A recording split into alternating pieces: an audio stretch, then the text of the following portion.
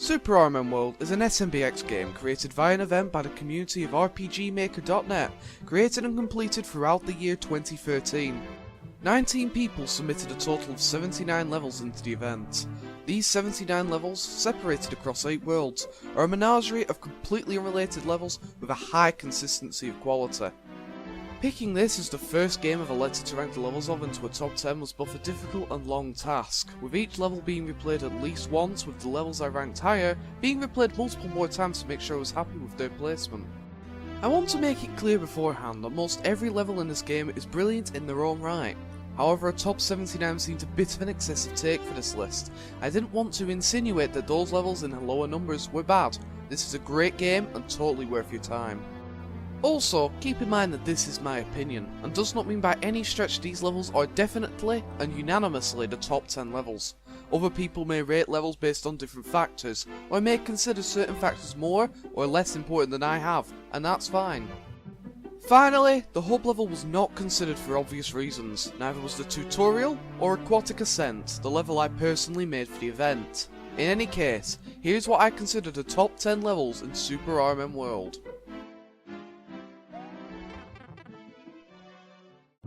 Farron Woods by Davenport. Farron Woods is a beautiful, serene stage which can be thanked to its autumn red visuals and calm music. The level is well designed, using all of its space where possible, and whilst facing a large array of different enemies in different terrains.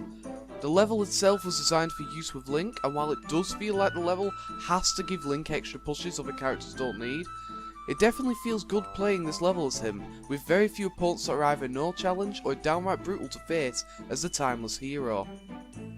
It also has a central section that is almost definitely inspired by the Ocarina of Time's Deku Tree, and does well to break up the level into multiple segments with their own feel without losing the serenity the levels garnered.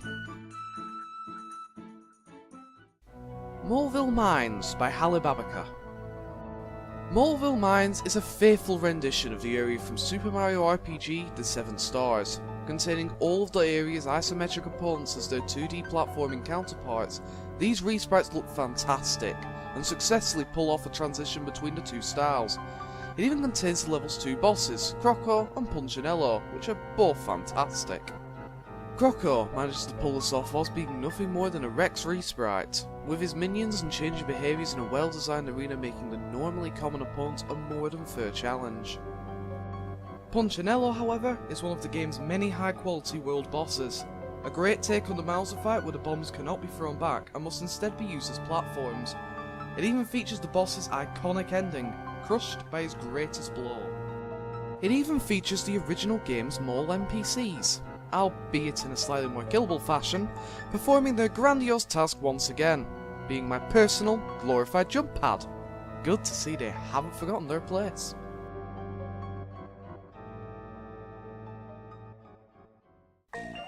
Shy Guy's Toy Box by RMN.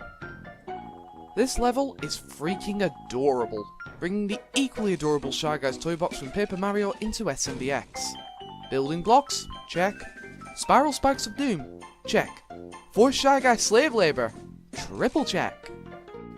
This level in particular is fantastically well made, using its space incredibly well and featuring at least 3 very clever secrets with a menagerie of powerful, well-earned items up for grabs. It also gives you multiple paths in the last section, which when done right is a big yes in my book.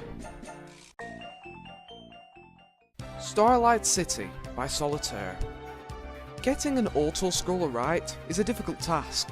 Obstacles have to be placed so the player is never bored from how simple a level is, but on the contrary, giving the player too much to deal with can be equally bad, given the lack of freedom they are presented with. Starlight City is a great example of an auto-scroller. It requires you to think quick, play clever, and have good timing, without bombarding the player with too much. All of this in front of a beautiful backdrop, and the enemy and block visuals are well up to scratch as well. It masters its theme wonderfully. This is all followed up with a thematic vertical section which is also very well designed, if perhaps not quite as much of a standout based on its category. It's also worth noting the music is enjoyable to boot. Although any Brothers style enemy who shoots forward has a special circle of hell dedicated to them.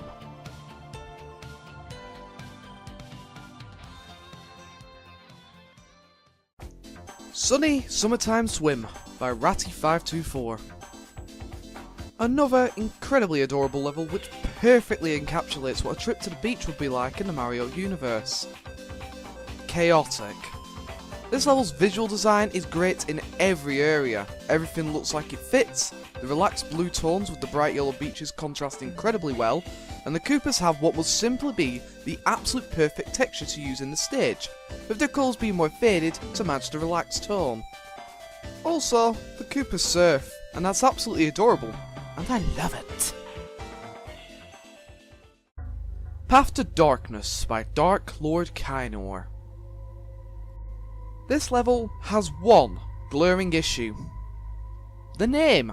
I'd have given it a freaking adorable name, and then let people see the messed up machinations I have in store for them. The overworld sections are very cute. Honestly, the genius idea to have a cute little instrumental of If I Knew You Were Coming is just that, because it makes the level even more unassuming before dragging you down to the fiery pits of hell! The theme here is just nailed on the head. The inverted corrupted colours, those messed up skulls from Super Mario Land 2, and the ominous music. It even finishes the level up with a freaking chainsaw massacre, because apparently Mario is Leatherface now. Given the populous nature of his Earth residence, the death count might be a little higher.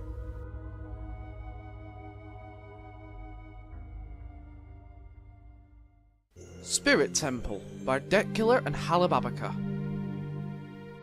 I'm still not exactly sure what it is. Many levels created in this engine have massive vertical towers and the ilk in them, and yet they always seem to miss any sense of scale. Yet the Spirit Temple manages that. It feels big.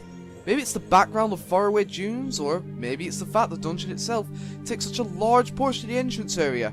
Maybe the fact it hits you with its verticality immediately. Even if the path isn't meant to be taken yet, it nails it.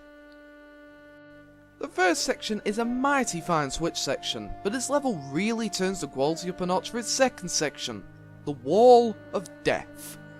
I don't know what it is about these moving background walls that look just so right, but they look silky freaking smooth. And the platforming here is fantastic, a supremely entertaining challenge. As Deck himself said, 2 heads for some levels just beat 1. Water Temple by Deathkiller and Halababaka. And sometimes 2 levels beat 72. This level takes much more inspiration from the Ocarina of Time dungeon it was based on by having a massive level-wide puzzle that feels just the right complexity for a one-off puzzle level in an SMBX game. Not brain dead, but not too challenging. The enemies even change on the water level, meaning the challenges are constantly changing in parts of the level you may have already seen, keeping the level fresh even on recurring runs through the layout. The level also nails its aesthetic, and comes with another great, unique world boss, and people say the Water Temple's the worst one. Funky Frantic Fortress by Ratty524. This level very much nearly took number 1, and would have if it wasn't for a last moment change of heart. Visually, this level is stunning, featuring tons of unique sprites based on the designer himself. Some of these designs, such as the Thwomp, are genuinely astounding. The level is incredibly well designed, bar this little bit, screw this little bit, and uses all of its gimmicks to their best extent. Some of the insights into Ratty's mind are genuinely amusing and give this level a good chunk of charm. Then we rob them blind! Aren't we bastards?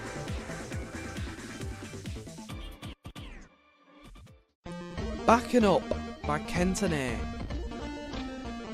This game has not 1, but 2 levels, utilising the go left instead of right gimmick. What makes this one so special? Let me tell you. First off, you aren't just going backwards through the level, but through various of Mario's first set of games, starting in the Super Mario World level, and gradually making your way to the first ever Super Mario Bros.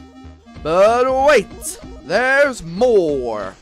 Kentane could have just settled for the 4 base level gimmicks, and this isn't the case. We see the seldom used Super Mario World diagonal platforms and Super Mario Bros. 2 whales used to great effect here. in addition to the slightly more common, but not base, Super Mario Bros. 3 Gargantuan gimmick. And that is not an insult to good use of the base gimmicks for these games, because the Super Mario Bros. 1 section, which uses no particular gimmick, is very well designed. But wait, there's more! The level is home to one great, level-wide secret. One switch per area that builds to a crescendo, extra items at the checkpoint, and a 1-up for the player that gets them all in one. Personally, I do think the final reward is an underwhelming one, but the secret itself is fun, well thought out, and skillfully executed. Also, the bit tune is wonderful to listen to and deliciously ironic.